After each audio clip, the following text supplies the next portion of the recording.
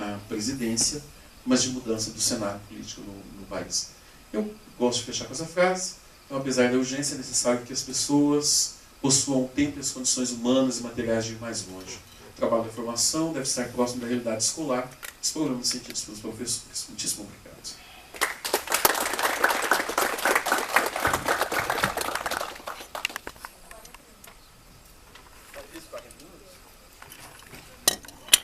Vamos passar as perguntas. Tem um monitor aí com as inscrições. Fazer um bloco. Não sei, Renato, né? Cassiano e Johnny. Vamos nessas 3 primeiras e depois a gente passa para o bloco.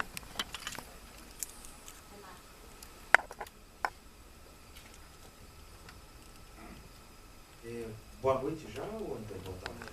Boa noite. Lá em Sergipe, nessa hora, às 7 horas já não tem mais sol.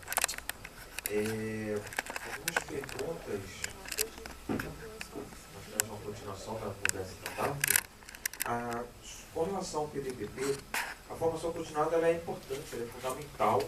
Agora, por que fazê-la por meio de um ponto de competição internacional? Por que, por exemplo, não fazê-la nos grandes centros, USP, FRJ, assim por diante? Só essa pergunta.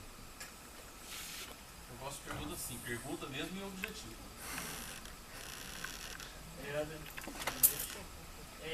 Eu gostaria, quando você falou do número dos que entram no curso e dos que saem, e dos que formam, né, os 7 mil e os 1.500, vocês conseguiram ver, por exemplo, nesses 6, 5.500 por aí, evadem do curso ou mudam de curso? Quer dizer, o que acontece com esse, né, porque isso também determina quais modelos e práticas.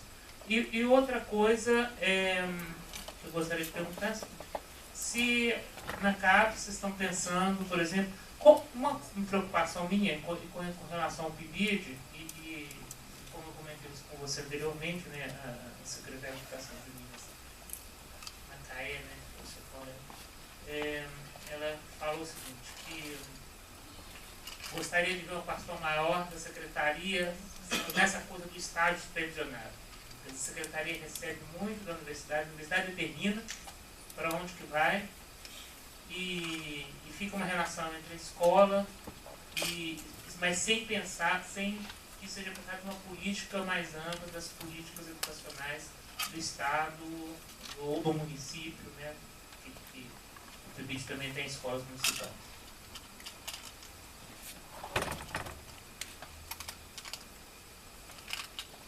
Boa noite. Eu sou o Johnny, eu sou do Instituto Federal de São Paulo e só gostaria de dizer algumas coisinhas aqui que são importantíssimas, que assim, mais uma vez eu vejo o Instituto Federal sendo esquecido. Mais uma vez. Né? O Instituto Federal tem 536 campi no Brasil inteiro. Das 536, 56 têm licenciatura em Física. Né? Então, daqui a um tempinho, os institutos federais serão os maiores formadores de professores do país. Então não pode esquecer. Né? Isso é uma coisa extremamente importante. Uma outra coisa que é importante também é a gente entender que essa reestruturação do ensino médio, o pessoal está tentando discutir um pouco do ensino médio, ela é importante sim. Né? Tem que tomar um pouco de cuidado com essa coisa do enxugamento, porque geralmente a gente tem a política de se enxugar o que não tem. Né?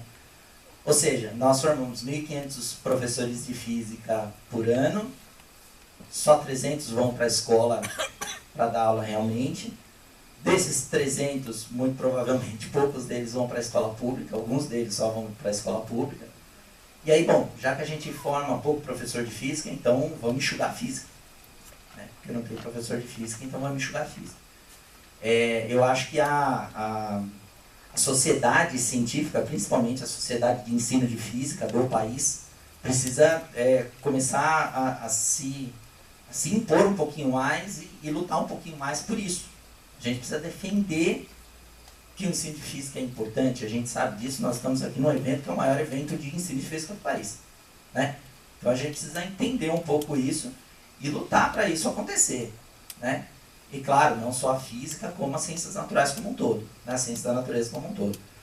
Mas a minha pergunta mesmo é o seguinte, quais são as previsões, se é que tem alguma previsão, para a continuidade e o aumento do PIBID, que hoje eu vejo que é um dos maiores programas, um dos programas melhores que ajudam mais a gente não só a formar os nossos alunos melhor, né, porque ele tem uma vivência muito melhor dentro da escola e principalmente da escola pública, né, porque a gente só pode fazer o PIBID na escola pública. Então, ele tem uma vivência muito maior da escola pública, ele tem uma residência na escola pública, né, a gente fala de residência dos médicos, né, ele tem uma residência na escola pública, e a bolsa e essa vivência acabam fazendo com que o nosso aluno permaneça no curso, né?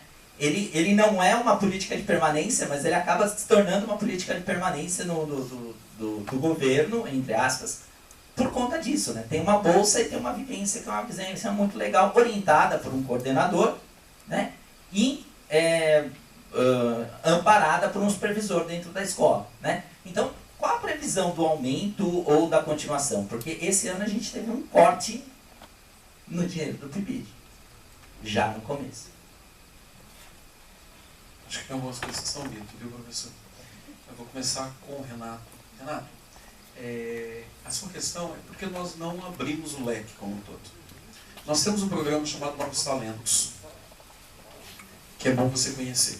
O programa Novos Talentos, ele hoje financia cerca de 104 projetos em universidades brasileiras e instituições de ensino superior como um todo.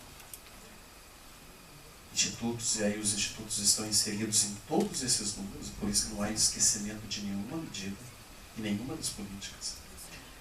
E Novos Talentos ele tem um componente nacional de mobilidade para que para que as universidades abram seus laboratórios, seus centros de pesquisa e também promovam mobilidades nacionais. Então, de repente, na área de língua portuguesa, um grupo de Minas Gerais quer conhecer o Museu de Língua Portuguesa para, a partir dali, problematizar a formação do professor de língua portuguesa ou mesmo do estudante dentro daquele espaço dito não formal. Então, já existe um programa bem consolidado desde 2010, que é o programa Novos Talentos, que também tem alcançado e envolvido muitas pessoas. O Novos Talentos ele passa agora por reformulação para que não só as instituições de ensino superior possam abrir os seus espaços, mas também outros centros de pesquisa. Por exemplo, a Biblioteca Nacional tem ações de formação de professores. A Fiocruz já participa, mas porque ela tem pós-graduação, mas ação de formação de professores. O IMETRO tem ação de formação de professores. Agora, uma coisa que nós temos muito cuidado, e eu particularmente preocupo muito com isso, é que não é qualquer formação de professores. Não é qualquer projeto. Não é qualquer curso que vai formar professores. Não é qualquer acúmulo de conhecimento que forma professores.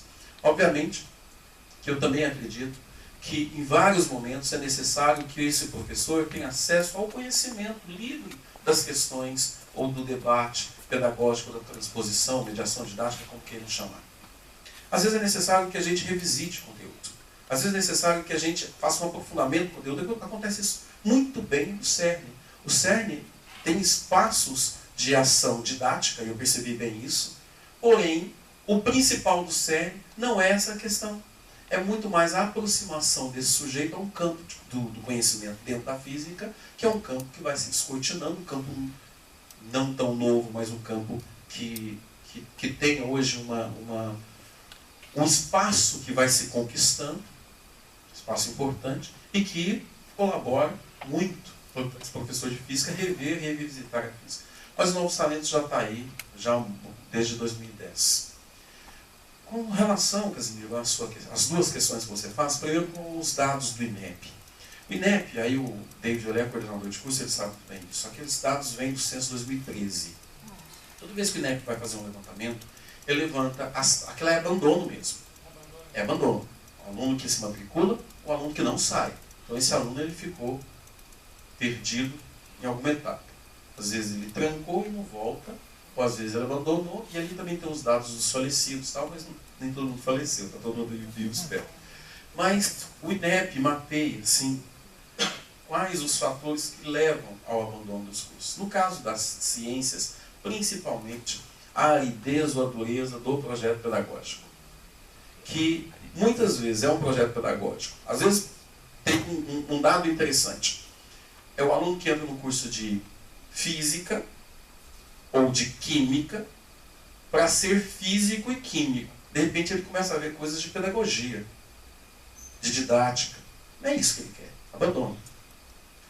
O cenário salarial, de reconhecimento econômico desse professor, que é um fator que, quando ele vislumbra lá na frente, leva ao abandono. Então esses fatores estão sim mapeados, não colocados ali, mas estão mapeados pelo INEP. E a segunda questão que você coloca sobre o componente pedagógico estágio supervisionado. Eu conheço bem Macaé, tenho defendido isso no Ministério da Educação fortemente. Não acredito, como já havia falado, que o estágio deva ser um componente pedagógico das instituições de ensino superior. Vou falar sempre instituições de ensino superior, para não parecer que a gente está excluindo os institutos. Não pode ser. Porque não é um componente cuja natureza e cujo trabalho vai se dar na universidade, vai se dar no espaço da atuação profissional. Então, nesse sentido, seria necessário e urgente que a organização do estágio supervisionado, inclusive, talvez, com uma contrapartida do próprio Estado, do próprio município, e também para que esse professor se envolva, por exemplo, por que o PIBID funciona e muitas vezes o estágio supervisionado não funciona?